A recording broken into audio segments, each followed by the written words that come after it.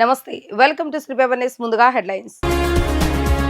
మౌలానా అబ్దుల్ కలాం ఆజాద్ స్ఫూర్తితో విద్యారంగంలో విప్లవాత్మక మార్పులు తెస్తామన్న ముఖ్యమంత్రి నారా చంద్రబాబు నాయుడు. మైనార్టీ యువతకు ఉద్యోగ ఉపాధి అవకాశాలు కల్పిస్తామని వెల్లడి. వంతా తుఫాన్ ప్రభావిత జిల్లాలో కేంద్ర బృందం పరిశీలన. పంట నష్టాన్ని అంచనా వేసిన బృంద సభ్యులు. టీడీపీ జోనల్ కోఆర్డినేటర్లతో నారా లోకేష్ కీలక సమావేశం. ఈ నెలాఖరులోగా పార్టీ నామినేటెడ్ పదవులని భర్తీ చేస్తామని ప్రకటన.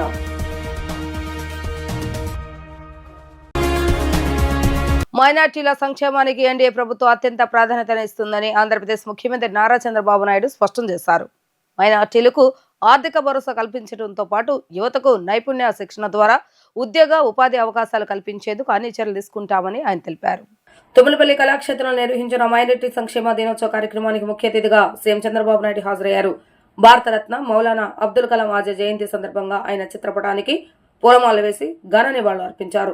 ఈ సందర్భంగా ముఖ్యమంత్రి మాట్లాడుతూ దేశభక్తికి చిరునామా మౌలానా అబ్దుల్ కలాం ఆజాద్ అని కొనియాడారు. ఆయన దేశంలో నాలెడ్జ్ ఎకానమీకి నాంది పలికారు. దేశ తొలి విద్యాశాఖ మంత్రిగా ఎన్నో సేవలు అందించారని అన్నారు.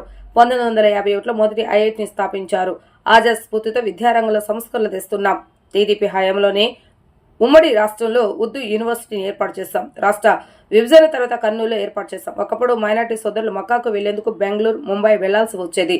హైదరాబాద్ లో అసెంబ్లీకి ఎదురుగా హజ్ హౌస్ కట్టి అక్కడి నుంచి విమానంలో మక్కాకు పంపాం. Minority finance corporation Urdu academy ఏర్పాటు చేసిన ఘనత టీడీపీదే. ఆనాడు దూరదృష్టితో హైదరాబాద్ అభివృద్ధికి తీసుకున్న చర్యలతో చాలా మంది ముస్లింలు లబ్ధి పొందారని అన్నారు. భారతరత్న మౌలానా అబుల్ కలాం ఆజాద్ గారి జయంతిని పురస్కరించుకుని నిర్వహిస్తున్నాం. ఆయనకు ఘనమైన నివాళులర్పించాలి. ఈ దేశంలో ఒక మంచి దేశభక్తుడు ఎవరంటే దానికి చిరునామా మౌలానా అబుల్ కలాం ఆజాద్. ఈరోజు చాలామంది ఉంటారు, కానీ కొంతమంది చరిత్రలో మిగిలిపోతారు. అలాంటి వ్యక్తుల్లో వీరొకరు. ఆ రోజు స్వాతంత్రం కోసం పోరాడారు. ఆ తర్వాత మీరు చూస్తే దేశంలో ఈరోజు ఒక నాలెడ్జ్ ఎకానమీ వచ్చిందంటే దానికి నాంది పలికిన వ్యక్తి మౌలానా అబుల్ కలాం ఆజాద్ గారు. తొలి భారత విద్యాశాఖ మంత్రి, భారత రత్న. ఆయన చూపించిన చొరవ చూస్తే ఈరోజు కాదు ఎప్పుడు కూడా మనం అందరం గుర్తుపెట్టుకునే విధంగా 1951 మొదటి ఐఐటి స్థాపించిన వ్యక్తి మౌలానా గారు. ఈరోజు ఐఐటి అంటే ప్రపంచం మొత్తం గుర్తింపు వచ్చిందంటే ఎవరైనా పిల్లలు చదువుకోవాలి అనుకుంటే ఎక్కడ చదువుకోవాలనే దానికి చిరునామా ఐఐటి. అది స్థాపించిన వ్యక్తి మౌలానా అబుల్ కలాం ఆజాద్ గారు. రెండో విషయం మీరు చూస్తే విద్యకు ప్రాధాన్యత ఇచ్చాడు. పిల్లలందరినీ బాగా చదివించాలని ఆలోచించాడు. అందుకే మొట్టమొదటిసారిగా యూజీసీ తీసుకొచ్చాడు. యూనివర్సిటీ గ్రాంట్స్ కమిషన్ తీసుకొచ్చి నేరుగా యూనివర్సిటీకి గ్రాంట్ ఇచ్చి విద్యను ప్రోత్సహించిన వ్యక్తి, ఒక మహా దేశభక్తులని నేను క్లియర్గా చెప్తున్నా. అలాంటి వ్యక్తి మౌలానా అబుల్ కలాం ఆజాద్ గారు. ఈ రాష్ట్రంలో అందరికంటే ఎక్కువ నేను క్లెయిమ్ చేసుకునే అవకాశం కూడా ఉంది. హైదరాబాద్లో ఉర్దూ యూనివర్సిటీ పెట్టామంటే అది నేనుండంగానే హైదరాబాద్లో ఉర్దూ యూనివర్సిటీ వచ్చింది. మళ్ళీ రాష్ట్రంలో విడిపోయిన తర్వాత మళ్ళీ ఉర్దూ యూనివర్సిటీ హైదరాబాద్లో ఉంది. ఇక్కడుండే మైనారిటీస్కి మళ్ళీ రావాలని మొట్టమొదటిసారిగా కర్నూలులో ఉర్దూ యూనివర్సిటీ మళ్ళీ పెట్టాం. ఒకప్పుడు ఈ రాష్ట్రంలో ఉండే మైనారిటీ సోదరులు, ముస్లిం సోదరులు ఆ రోజు మక్కాకు పోవాలంటే బాంబేకో బెంగళూరుకు పోయేవాళ్ళు. ఆ రోజు నేను ఆలోచించి అది కూడా ఎక్కడో మారుమూల కట్టడం కాదు, సాక్షాత్తు అసెంబ్లీకి ఎదురుగా ఒక బ్రహ్మాండమైన బిల్డింగ్ను కట్టి మిమ్మల్ని హైదరాబాద్ నుంచి డైరెక్ట్ ఫ్లైట్ వేసి మక్కాకు పంపించాం. ఆ రోజు నేను ఒక చట్టం తీసుకొచ్చా. ఆ చట్టం ప్రకారం బిల్డింగ్ అంతా కూడా రెగ్యులేషన్స్ అన్ని చట్ట ప్రకారం కట్టాలని. చట్ట ప్రకారం కాకుండా ఒక 4-5 అంతస్తులు ఎక్కువ కడితే నా జీవితంలో ఎగ్జామ్ చేసింది మా మైనారిటీ సోదరుల కోసం ఎగ్జామ్ చేసి ఆ బిల్డింగ్ పర్మిషన్ కూడా ఇచ్చాను, చట్టాన్ని సవరించాను. ఎప్పుడు కూడా ఇలాంటి కార్యక్రమాలే కాకుండా మీరు ఎన్నో ఉద్యమాలు చేశారు, ఎన్నో పోరాటాలు చేశారు. ఉర్దూ రెండో భాష చేయాలంటే ఎవరు ఒప్పుకోకపోతే నేను ఆ రోజు 24 జిల్లాల్లో 13 జిల్లాల్లో ఉర్దూ రెండో భాష చేసిన తెలుగుదేశం పార్టీది. మొంతా తుఫాన్తో రాష్ట్రానికి 6,384 కోట్ల రూపాయల నష్టం వాటిల్లినట్లుగా రాష్ట్ర ప్రభుత్వం మధ్యంతర నివేదిక రూపొందించింది. దీనికి అనుగుణంగా ఉదారంగా ఆదుకోవాలని తక్షణ సహాయం కింద 2,622 కోట్ల రూపాయలు మంజూరు చేయాలని సీఎం చంద్రబాబు నాయుడు కేంద్ర బృందాన్ని కోరారు. గత పాలకులు విపత్తు నిధిని ఖాళీ చేశారని వివరించారు. ఆర్టీజీఎస్ వ్యవస్థ ద్వారా నష్టాన్ని తగ్గించిన తీరును కొనియాడిన కేంద్ర బృందం ఈ సందర్భంగా చంద్రబాబు నాయుడును ప్రశంసించింది. మొత్తంగా 6,384 కోట్ల నష్టం ఏపీకి మొంతా తుఫాను కారణంగా వాటిల్లిన నష్టంపై త్వరితగతిన నివేదిక ఇచ్చి ఉదారంగా ఆదుకునేలా సిఫారసు చేయాలని కేంద్ర బృందాన్ని సీఎం చంద్రబాబు నాయుడు కోరారు. తుఫాను కారణంగా ఇల్లు, రహదారులు, విద్యుత్ స్తంభాలు, పంటలు, ఆక్వా, చేనేత రంగాలు దెబ్బతిన్నాయని, అన్ని రంగాల్లో మొత్తంగా 6,384 కోట్ల రూపాయల నష్టం వాటిల్లినట్లుగా వివరించారు. ఉండవల్లి సీఎం క్యాంపు కార్యాలయంలో తుఫాన్ నష్టంపై అంచనాకు వచ్చిన కేంద్ర హోంశాఖ సంయుక్త కార్యదర్శి పాసుమి వాసు నేతృత్వంలోని కేంద్ర బృందం ముఖ్యమంత్రి చంద్రబాబు నాయుడుతో సమావేశమైంది. క్షేత్రస్థాయిలో జరిపిన పరిశీలనను సీఎం దృష్టికి తీసుకువచ్చింది. 2 బృందాలుగా వేరువేరు ప్రాంతాల్లో పర్యటించి తుఫాన్ నష్టాన్ని అంచనా వేశామని వివరించింది. పార్టీకి కార్యకర్తలే అధినేత అని, ఆ దిశగా ప్రతి కార్యకర్తకు పార్టీలో ప్రాధాన్యత ఉండాలని తెలుగుదేశం పార్టీ జాతీయ ప్రధాన కార్యదర్శి మంత్రి నారా లోకేష్ స్పష్టం చేశారు. ప్రతిపక్షంలో ఉండి పోరాడినట్లే అధికారంలోనూ జోనల్ కోఆర్డినేటర్లు పనిచేయాలని సూచించారు. అధికారం వచ్చిందనే నిర్లక్ష్యం వద్దని నేతలకు హితవు పలికారు. సార్వత్రిక ఎన్నికల ముందు ఉన్న కసి, చొరవ అధికారంలోనూ కొనసాగించాలని లోకేష్ ఆకాంక్షించారు. స్థానిక సంస్థల ఎన్నికల కోసం ఇప్పటి నుంచే ప్రణాళిక సిద్ధం చేసుకుని పనిచేయాలని ఆదేశించారు. ఇన్ఛార్జ్ మంత్రులతో సమన్వయం చేసుకుంటూ స్థానిక ఎన్నికల వ్యూహ రచన చేయాలని పేర్కొన్నారు. జనసేన, బీజేపీ ఎమ్మెల్యేలు ఉన్న చోట తెలుగుదేశం ఇన్ఛార్జీల సమన్వయం ఎంతో కీలకమని గుర్తు చేశారు. ఖాళీగా ఉన్న నియోజకవర్గాలకు తెలుగుదేశం ఇన్ఛార్జీలను త్వరలో నియమిస్తామని లోకేష్ వెల్లడించారు. ప్రతి నియోజకవర్గానికి వెళ్లి పార్టీ వ్యవహారాలపై సమీక్షించాలని స్పష్టం చేశారు. ఎమ్మెల్యేలు తప్పనిసరిగా గ్రీవెన్స్ నిర్వహించేలా పర్యవేక్షించాలని లోకేష్ తేల్చి చెప్పారు. అర్జీలు ఇచ్చే వారికి ఎమ్మెల్యే స్థాయి లేదా ఇన్ఛార్జ్ మంత్రి స్థాయిలోనే సమస్య పరిష్కారం అవ్వాలని స్పష్టం చేశారు. ఎమ్మెల్యేలకు, కార్యకర్తలకు సమన్వయం పెంచే బాధ్యత జోనల్ కోఆర్డినేటర్లదేనని ఆయన వివరించారు. జోనల్ కోఆర్డినేటర్ల పనితీరును ప్రతి నెల సమీక్షిస్తానని తెలిపారు. జోనల్ కోఆర్డినేటర్లే పార్టీకి అన్ని తామే వ్యవహరించాలని అన్నారు. స్వర్ణాంధ్ర వికసిత్ భారత్ దిశగా చేస్తున్న ప్రయాణంలో జిల్లాను పారిశ్రామిక హబ్ గా తీర్చిదిద్దేందుకు ప్రజాప్రతినిధుల భాగస్వామ్యంతో కృషి చేస్తామని central MLA bonda Uma collector Lakshmisha అన్నారు. ప్రతి కుటుంబం నుంచి ఒక పారిశ్రామికవేత్త రావాలన్నది సీఎం చంద్రబాబు నాయుడు ఆకాంక్ష అని తెలిపారు. ఈ లక్ష్య సాధనకు ప్రతి నియోజకవర్గంలో ఎంఎస్ఎంఈ పార్కులతో పాటు ప్లాటెడ్ ఫ్యాక్టరీల కాంప్లెక్స్లను అభివృద్ధి చేస్తున్నట్లుగా పేర్కొన్నారు. స్పీడ్ ఆఫ్ డూయింగ్ బిజినెస్ స్ఫూర్తికి అనుగుణంగా వీటిని త్వరితగతిన పూర్తి చేసి అందుబాటులోకి తీసుకురానున్నట్లుగా వారు స్పష్టం చేశారు. విజయవాడ సెంట్రల్ నియోజకవర్గ పరిధిలోని బాంబే కాలనీ ప్రాంతంలో 13.78 కోట్ల రూపాయలతో ఏర్పాటు కానున్న ప్లాటెడ్ ఫ్యాక్టరీ కాంప్లెక్స్ కు కనిగిరి నుంచి ముఖ్యమంత్రి నారా చంద్రబాబు నాయుడు వర్చువల్ గా శంకుస్థాపన చేశారు. ఈ కార్యక్రమానికి కలెక్టర్ లక్ష్మీషా, సెంట్రల్ నియోజకవర్గ ఎమ్మెల్యే బోండా ఉమామహేశ్వరరావు, స్థానిక ప్రజాప్రతినిధులు, అధికారులతో కలిసి హాజరయ్యారు. ఈ సందర్భంగా ఎమ్మెల్యే బోండా ఉమామహేశ్వరరావు మాట్లాడుతూ ముఖ్యంగా స్వయం సహాయక సంఘాల మహిళలు రెడీమేడ్ గార్మెంట్స్ తయారీ వంటి పారిశ్రామిక యూనిట్లు ఈ ఫ్యాక్టరీ కాంప్లెక్స్ లో ఏర్పాటు చేసుకోవచ్చని అన్నారు. ఇక్కడ ఎంఎస్ఎంఈ యూనిట్లతో పాటు అంతర్గత సిసి రహదారులు, పటిష్ట డ్రైనేజీ, నీటి సరఫరా వ్యవస్థ, పార్కింగ్ ప్రాంతం, ఇలా వివిధ వసతులు కూడా అందుబాటులో ఉంటాయని అన్నారు. విజయవాడ అర్బన్ క్లస్టర్ లో కీలక ప్రాంతంలో ప్లాటెడ్ ఫ్యాక్టరీ కాంప్లెక్స్ వచ్చినందుకు చాలా ఆనందంగా ఉందని, దీన్ని నియోజకవర్గ ప్రజలు సద్వినియోగం చేసుకోవాలని సూచించారు. పారిశ్రామిక యూనిట్ల ఏర్పాటుకు ఆర్థిక చేయూత కూడా లభిస్తుందని అన్నారు. కలెక్టర్ లక్ష్మీషా మాట్లాడుతూ జిల్లాలో దాదాపు 42 కోట్ల రూపాయలతో విజయవాడ సెంట్రల్, మైలవరం నియోజకవర్గాల్లో ప్లాటెడ్ ఫ్యాక్టరీ కాంప్లెక్స్లతో పాటు జగ్గైపేట నియోజకవర్గంలో ఎంఎస్ఎంఈ పార్కుకు ముఖ్యమంత్రి వర్చువల్ గా శంకుస్థాపన చేశారన్నారు. తక్కువ పెట్టుబడితో పారిశ్రామిక యూనిట్లను స్థాపించి తమ కాళ్లపై తాము నిలబడటమే కాకుండా 10 మందికి ఉపాధి కల్పించే స్థాయికి మహిళలు, యువత ఎదగాలన్న లక్ష్యంతో రాష్ట్ర ప్రభుత్వం అడుగులు వేస్తుందని అన్నారు. పారిశ్రామిక వికేంద్రీకరణకు, సమ్మిళిత సుస్థిర అభివృద్ధికి ప్లాటెడ్ ఫ్యాక్టరీ కాంప్లెక్స్లు, ఎంఎస్ఎంఈ పార్కులు వేదికలుగా నిలుస్తాయని అన్నారు. అత్యంత నాణ్యమైన మౌలిక వసతుల కల్పన జరగనుందని, వీటిని ఔత్సాహిక పారిశ్రామికవేత్తలు సద్వినియోగం చేసుకోవాలని కలెక్టర్ లక్ష్మీషా సూచించారు. కార్యక్రమంలో రాష్ట్ర నాగవంశ సంక్షేమ అభివృద్ధి corporation chairman Erubothu Ramanarao, corporator Kanchidurga, జిల్లా పరిశ్రమల అధికారి P Pindu, APISC deputy zonal manager G Jyothi, స్థానిక ప్రజలు, వివిధ శాఖల అధికారులు పాల్గొన్నారు. గౌరవ ముఖ్యమంత్రి నారా చంద్రబాబు నాయుడు గారి ఆధ్వర్యంలో రాష్ట్రంలో యువతకి ఉపాధి, అలాగే ప్రతి కుటుంబం నుంచి ఒక పారిశ్రామికవేత్త ఉండాలని ఏదైతే ఈ ప్రభుత్వం టార్గెట్ పెట్టుకుందో ఆ టార్గెట్ని నెరవేర్చే విధంగా ఈరోజు ప్రతి నియోజకవర్గానికి కూడా ఒక ఎంఎస్ఎంఈ ఇండస్ట్రీ సెక్టార్ని, ఇండస్ట్రీ బిల్డింగ్స్ని ఆయన ప్రారంభించటం, అలాగే గతంలో ఇచ్చినటువంటి స్థలాల్లో దాన్ని స్టార్ట్ చేయటం కూడా జరిగింది. ఇవాళ ఎన్టీఆర్ జిల్లా కలెక్టర్ గారు లక్ష్మీషా గారు ఆయన చేసిన చొరవ వల్ల విజయవాడ సెంట్రల్ నియోజకవర్గంలో వాంబే కాలనీలో ఎక్సెల్ ప్లాంట్ యార్డ్లో 5 ఎకరాల స్థలంని ఈరోజు ఎంఎస్ఎంఈ కోసం 13.5 కోట్లు పెట్టి 26,000 స్క్వేర్ ఫీట్తో ఇవాళ ఇక్కడ శంకుస్థాపన చేసాం. ఇప్పుడే గౌరవ కలెక్టర్ గారు, అలాగే కార్పొరేటర్ గారు, నేను అందరం కూడా కలిపి చాలా సంతోషంగా ఉంది. ఏదైతే ప్రభుత్వ లక్ష్యం ప్రతి కుటుంబానికి ఒక పారిశ్రామికవేత్తని తయారు చేయాలని ఈ ప్రభుత్వం లక్ష్యంగా పెట్టుకుందో దాన్ని నెరవేర్చే విధంగా ముందుకెళ్తా ఉన్నాం. ఈ పారిశ్రామిక వాడిని 6 నెలల్లో పూర్తి చేస్తాం.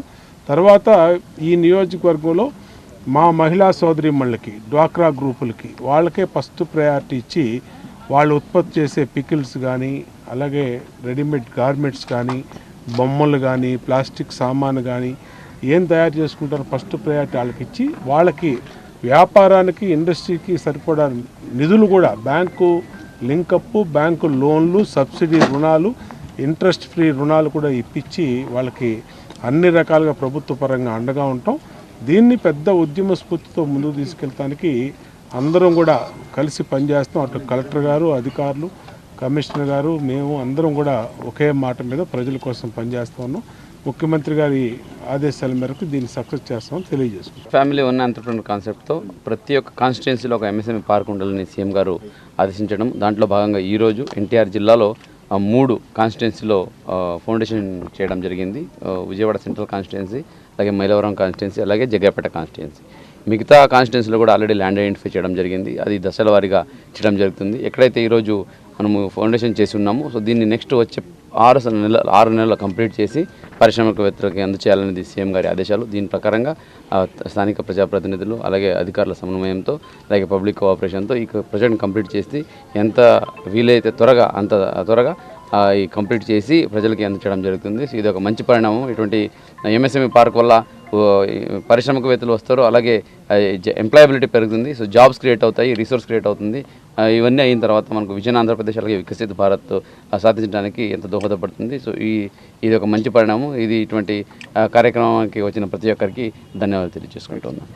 BBB అంటే ప్రైవేటీకరణ కాదన్న విషయం జగన్కు తెలియట్లేదని బీజేపీ అధికార ప్రతినిధులు సాధినేని యామిని బుచ్చిరాజు విమర్శించారు. పబ్లిక్ ప్రైవేట్ పార్టిసిపేషన్ నిర్వచనం కూడా తెలియని జగన్ తండ్రి అధికారాన్ని అడ్డు పెట్టుకుని వేల కోట్ల రూపాయలు కొల్లగొట్టారన్నారు. జగన్ పాలనలో భూమి మీద ఉన్న మట్టి దగ్గర నుంచి ఆకాశంలో ఉన్న గాలి వరకు దోచుకున్నారని వారు ఆరోపించారు. వైసీపీ చేసే అబద్ధపు ప్రచారాల పట్ల ప్రజలు అప్రమత్తంగా ఉండాలని అన్నారు. సీజన్లో మార్పులు వచ్చినట్లుగా మాజీ సీఎం జగన్ కి కొత్త జబ్బు వచ్చిందని, క్రెడిట్ కావాలని తహతలాడుతున్నాడని ఎద్దేవా చేశారు. అన్ని తానే కట్టానని చెప్పుకుంటున్నాడని అన్నారు. BBB విధానానికి కేంద్రం 80% గ్రాంట్స్ ఇస్తుంది. పేద ప్రజలకి, పేద విద్యార్థులకి ఎలాంటి అన్యాయం జరగదని, అయితే జగన్ అతని బ్యాచ్ మాత్రం ఫేక్ ప్రచారాలు చేస్తున్నారని వారు విమర్శించారు. మన రాష్ట్రంలో కూడా ప్రతిపక్షం కానటువంటి ఒక పక్షమైనటువంటి రాజకీయ పార్టీ వైసీపీ వాళ్ళు చేసేటటువంటి అబద్ధపు ప్రచారాలు ఇట్లా రాష్ట్రంలో అంటే ఈ ఇందాక చెప్పినటువంటి బోర్డులను గుర్తు చేస్తున్నాయి అన్నమాట. ఆడేవన్నీ పచ్చి అబద్ధాలు, చెప్పేవన్నీ పచ్చి మోసాలు, చేసేవన్నీ పచ్చి మోసాలు. మళ్ళీ దాన్ని ఎంత కాన్ఫిడెంట్గా ప్రజల్లోకి తీసుకెళ్తారంటే పాపం అమాయక ప్రజలు కూడా ఒకసారి కాకపోతే ఒకసారి నిజమేనేమో అని చెప్పని అనుకునేంత పచ్చి అబద్ధాన్ని కూడా అలా ఓకగా అలాగ ప్రజలకు చెప్పి నమ్మించేటటువంటి మంచి నైపుణ్యం ఉన్నటువంటి వాళ్ళు ఈ వైసీపీ, జగన్మోహన్ రెడ్డి గారు అండ్ ఆయన బ్యాచ్. ఎలాగో ఆంధ్రప్రదేశ్ మంచి హ్యూమన్ స్కిల్స్కి, హ్యూమన్ రిసోర్సెస్కి నెంబర్ 1గా ఉంటుంది. మానవ వనరులు చాలా బాగుంటాయని అంటారు. దురదృష్టం ఏంటంటే ఇటువంటి అబద్ధాల కోరు కూడా, అంటే అందులో బాగా అబద్ధాలు చెప్పడంలో నైపుణ్యం సాధించినటువంటి వాళ్ళు కూడా మన రాష్ట్రంలో ఇలానే తగలబడ్డారు. ఇప్పుడు ఇంకోటి చూస్తుంటాం, సీజన్ చేంజ్ కాగానే రకరకాలుగా దగ్గో జలుబో లేకపోతే మామూలుగా వస్తూ ఉంటాయి. సీజన్ చేంజ్ అయినప్పుడల్లా లేదని కొత్తగా వస్తుంటాయి కదా వైరస్ లాగా. ఈ మధ్య పాపం ఏంటో మన మాజీ ముఖ్యమంత్రి గారు అలాగా విదేశీ పర్యటనకు వెళ్ళి రాగానే ఆయనకు ఒక కొత్త జ్వరం పట్టుకుంది, కొత్త రోగం వచ్చేసింది, కొత్త జబ్బు వచ్చేసింది అనమాట. ఏంటి అని అంటే క్రెడిట్ జబ్బు. అంటే క్రెడిట్ కావాలి, నాకు క్రెడిట్ కావాలి అని చెప్పని ఆ క్రెడిట్ కోసం తహతహలాడిపోతున్నారు ఆయన. అన్నీ నేనే కట్టాను, అన్నీ నేనే చేశాను. ఇది ఒక కొత్త జబ్బు అనమాట. అంటే రాష్ట్ర ప్రజలు చూస్తుంది. ఇప్పుడు రేపటి నుంచి ఎల్లుండి నుంచి జగన్మోహన్ రెడ్డి గారు ఆయన బ్యాచ్ అంతా రాష్ట్రం మొత్తం పర్యటన చేసి మెడికల్ కాలేజీలు ప్రైవేటీకరణ చేస్తున్నారు.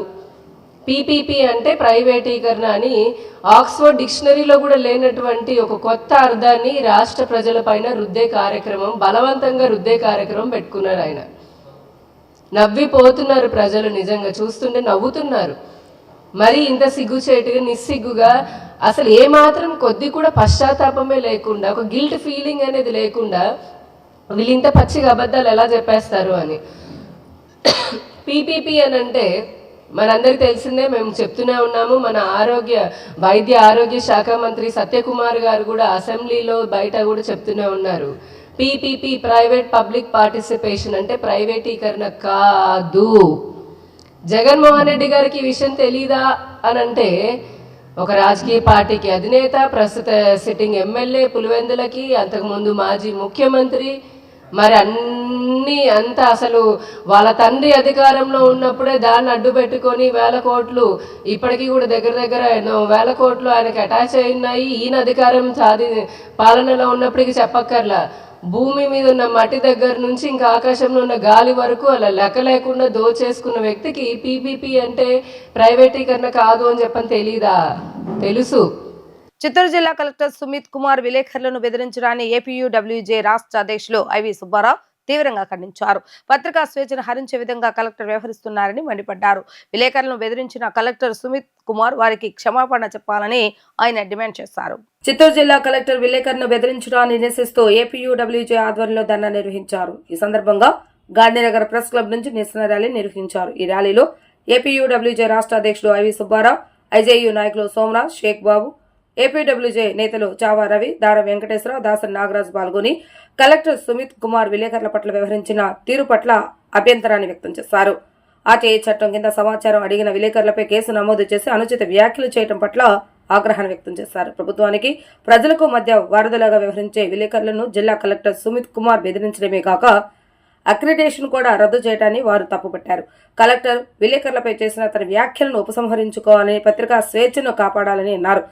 ప్రజాస్వామ్య ప్రజాతంత్ర వాదులంతా కలెక్టర్ సుమిత్ కుమార్ వైఖరిని ఖండించాలని వారు పిలుపునిచ్చారు. చిత్తూరు జిల్లాలో విశాలాంధ్రలో పనిచేస్తున్న ఎదురుకుప్పం, శ్రీరంగరాజపురం మండలాల విలేకరులపై పోలీసులు ఒక కేసును బనాయించారు. ఆ కేసు పూర్తిగా అక్రమం అనేది మా వివరణ.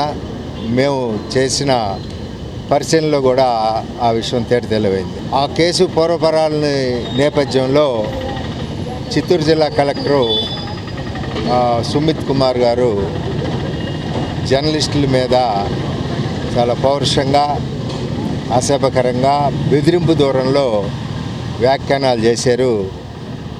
ఆ కేసు నమోదుని, అలాగే కలెక్టర్ గారి వ్యాఖ్యానాలని జర్నలిస్ట్ యూనియన్లు తీవ్రంగా ఖండిస్తున్నాయి. Andhra Pradesh working journalist union APUWJ, Indian journalist union, అలాగే ఏపీ ఎలక్ట్రానిక్ మీడియా అసోసియేషన్, అలాగే చిన్న పత్రికల సంఘం, అలాగే ఫోటో జర్నలిస్టుల అసోసియేషన్ అందరం కూడా ఈ పూర్వపరాలను పరిశీలించిన తర్వాత ఎదురుకుప్పం, శ్రీరంగరాజపురం జర్నలిస్టులపై పోలీసులు నమోదు చేసిన కేసుని తక్షణం ఉపసంహరించుకోవాలని డిమాండ్ చేస్తున్నాం. అలాగే ఒక ఐఏఎస్ అధికారిగా ఉండి ఓర్పుగా, నేర్పుగా, సమన్వయంతో పనిచేయాల్సిన బాధ్యతల్లో ఉండి ఎవరో ఒక అధికారి వచ్చి జర్నలిస్టుల మీద కంప్లైంట్ చేయగానే, లేదా ఒక ఎమ్మెల్యే వచ్చి ఏదో ఒక అక్కస్తోటి జర్నలిస్టుల మీద కంప్లైంట్ చేయగానే ఆ జర్నలిస్టులని బెదిరిస్తూ ఫోన్ చేసి ఫోన్లోకి తీసుకొని నీ ఎంత చూస్తా అని బెదిరిస్తూ మాట్లాడటం సమంజసం కాదు. అంతేగాక ప్రభుత్వం కల్పించిన ఆ పిల్లల బెనిఫిట్స్ని, వాళ్ళ పిల్లలు చదువుకుంటున్న బెనిఫిట్స్ని కూడా రద్దు చేస్తాను, నీ పిల్లల సంగతి కూడా చూస్తాను అంటూ కలెక్టర్ మాట్లాడటం ఏమాత్రం సమంజసం కాదు. ఇండియన్ అడ్మినిస్ట్రేటివ్ సర్వీసులో ఉన్న ఒక అధికారి చేసిన ఈ తప్పుని యావత్ ప్రజాస్వామికవాదులు, పత్రికా స్వేచ్ఛను కోరుకునేవారు, యావత్ అధికార యంత్రాంగం కూడా ఖండించాల్సిందిగా మేము కోరుతున్నాం. కలెక్టరు తన వ్యాఖ్యలను తక్షణం వెనక్కి తీసుకోవాలని మేము డిమాండ్ చేస్తున్నాం. జర్నలిస్టుల మీద పెట్టిన కేసుల్ని రద్దు చేయాలని కూడా కోరుతున్నాం. చిత్తూరు జిల్లాలో ఒక ఇద్దరు విశాలాంధ్ర జర్నలిస్టుల మీద పెట్టిన కేసుకు సంబంధించిన ఎఫ్ఐఆర్, అలాగే దానికి సంబంధించిన కొంత రికార్డు మేము పూర్తిగా పరిశీలించాం, చదివాం. దాంట్లో చూస్తే వాళ్ళ మీద ఉన్న అభియోగం ఏంటంటే, ఒక స్థానిక వ్యవసాయ శాఖ అధికారి వీళ్ళు సమాచార హక్కు చట్టం కింద ఏదో సమాచారం అడిగారు. ఆ సమాచారం ఆవిడ పూర్తిగా ఇవ్వలేదు, అరకొరగా ఇచ్చింది. మీరు అరకొరగా ఇచ్చారు కాబట్టి దాని మీద పూర్తి సమాచారం ఇవ్వమని వాళ్ళు కోరారు. ఇది వాళ్ళు చేసిన, జర్నలిస్టులు చేసిన నేరం ఏంటంటే సమాచార హక్కు చట్టాన్ని వినియోగించుకోవటం. మరి దాన్ని నేరంగా అధికారి భావించడం వరకు బాగానే ఉంది, కానీ ఐఏఎస్ అధికారి దాన్ని నేరం అని ఎట్లా అనుకున్నారో మాకు అది చాలా ఆశ్చర్యంగా ఉంది. ఎఫ్ఐఆర్లో కూడా సమాచార హక్కు చట్టాన్ని పెట్టి వేధిస్తున్నారు అని చెప్పారు తప్ప వీళ్ళు ఏదో నేరాలు చేశారని అందులో ఏం లేదు. కాబట్టి ఆ ఎఫ్ఐఆర్, ఆ ఫిర్యాదు అన్నీ కూడా చాలా హాస్యాస్పదంగా ఉన్నాయి. అలాగే ఆమె ఇచ్చిన సమాచారం అరకొరగా ఉందని విలేకరులు చెప్పడం కాదు, జిల్లా వ్యవసాయ శాఖ అధికారి జాయింట్ డైరెక్టర్ గారు చేసిన విచారణలో కూడా ఇది సరిగ్గా లేదని చెప్పి ఆవిడకే ఎక్స్ప్లెనేషన్ కాల్ఫర్ చేస్తూ జేడీ గారు ఇచ్చినటువంటి ఒక మెమో కూడా ఆ రికార్డ్స్లో ఉంది, చూసాం. స్మార్ట్ మీటర్ల విషయంలో కూటమి ప్రభుత్వం ప్రజలను మోసం చేస్తుందని సిపిఎం రాష్ట్ర కార్యవర్గ సభ్యులు సిహెచ్ బాబురావు విమర్శించారు. స్మార్ట్ మీటర్ల విధానంలో మోడీ, జగన్, చంద్రబాబు నాయుడు, పవన్ కళ్యాణ్ అందరూ దోషులేనని, ఇది ఆంధ్రప్రదేశ్లో విద్యుత్ రంగాన్ని పూర్తిగా ఆదానికి అమ్మేయటమే తప్ప మరొకటి కాదని అన్నారు. స్మార్ట్ మీటర్ల విధానానికి వ్యతిరేకంగా ప్రజలందరూ నిలబడాలని ఆయన పిలుపునిచ్చారు. స్మార్ట్ విద్యుత్ మీటర్ల ఏర్పాటును వ్యతిరేకిస్తూ గాంధీహిల్ విద్యుత్ సబ్ స్టేషన్ వద్ద సిపిఎం ఆధ్వర్యంలో నిరసన కార్యక్రమం జరిగింది. ఈ కార్యక్రమంలో పాల్గొన్న సిపిఎం పార్టీ రాష్ట్ర కార్యదర్శి వర్గ సభ్యులు సిహెచ్ బాబురావు ప్రభుత్వ వైఖరిని తీవ్రంగా తప్పుపట్టారు. అనంతరం ఏఈకి వినతి పత్రాన్ని సమర్పించారు. ఈ సందర్భంగా బాబురావు మాట్లాడుతూ స్మార్ట్ మీటర్ల విషయంలో కూటమి ప్రభుత్వం ప్రజలను మోసం చేస్తుందని విమర్శించారు. ఇళ్లకు స్మార్ట్ మీటర్లు పెట్టమని మంత్రి స్వయంగా ప్రకటన చేసినప్పటికీ ఇప్పుడు దొంగచాటుగా ప్రజలు కళ్లు కప్పి మీటర్లు పాడైపోయాయని సాకు చెప్పి మార్పు చేస్తున్నారని ఆరోపించారు.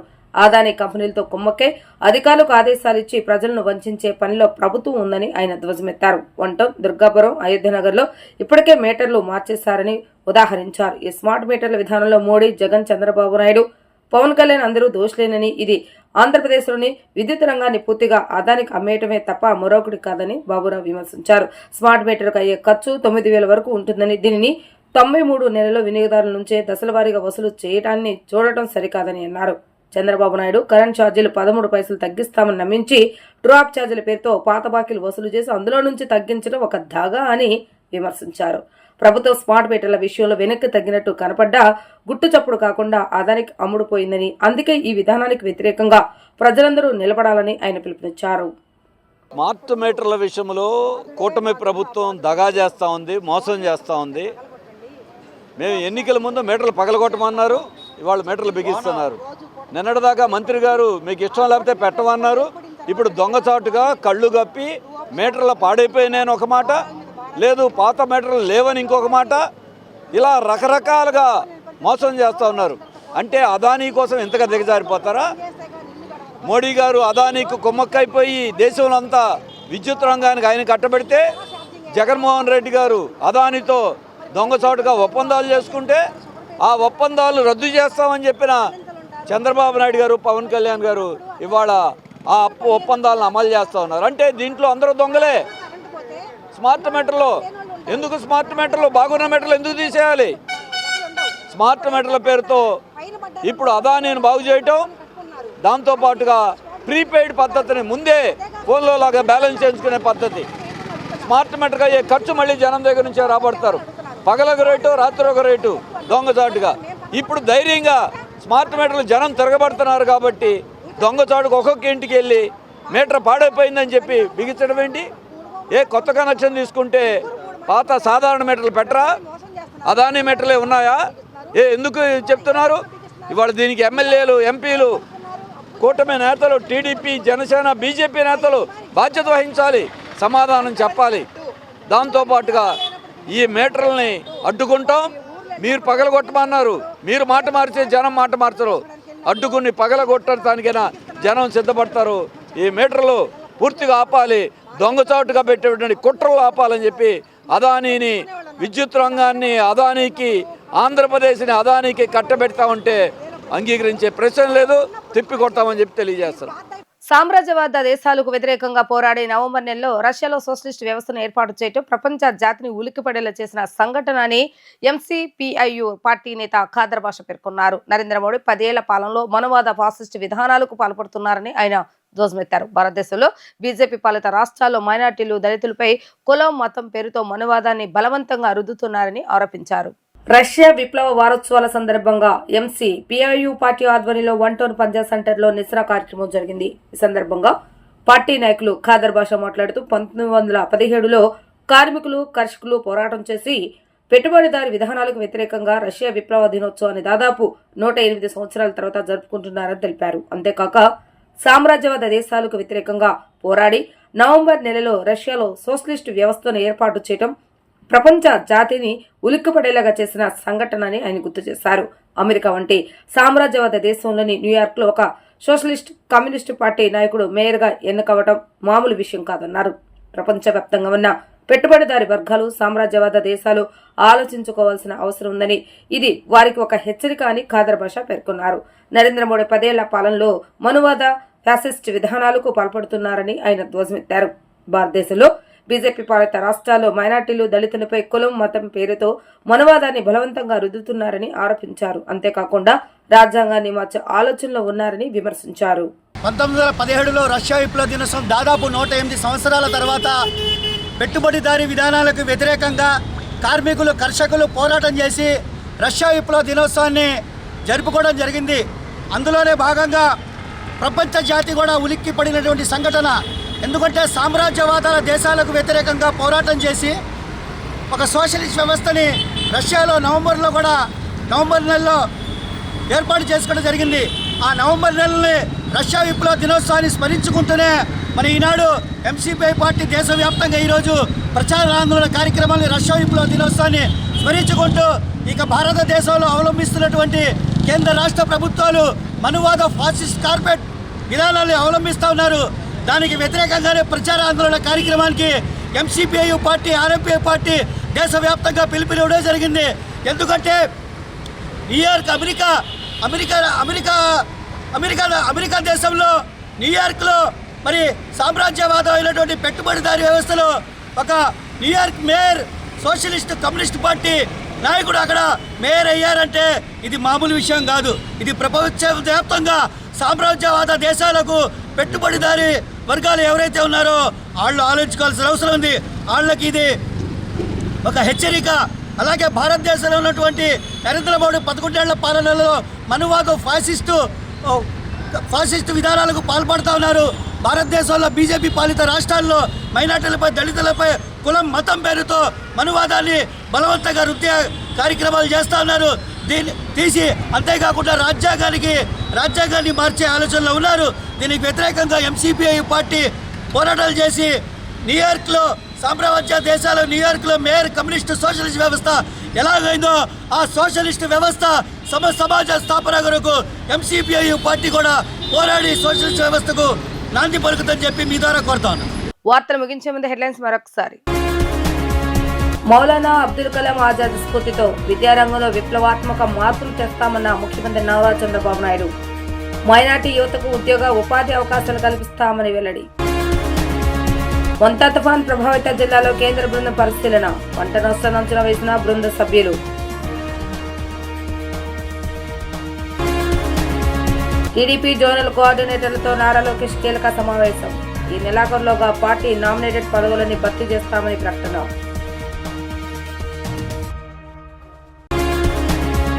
ఇవి రోజు వార్తా విశేషాలు. మరలా 3 ప్రసారమే వార్తలో మళ్ళీ కలుద్దాం. అంతవరకు సెలవు. నమస్కారం.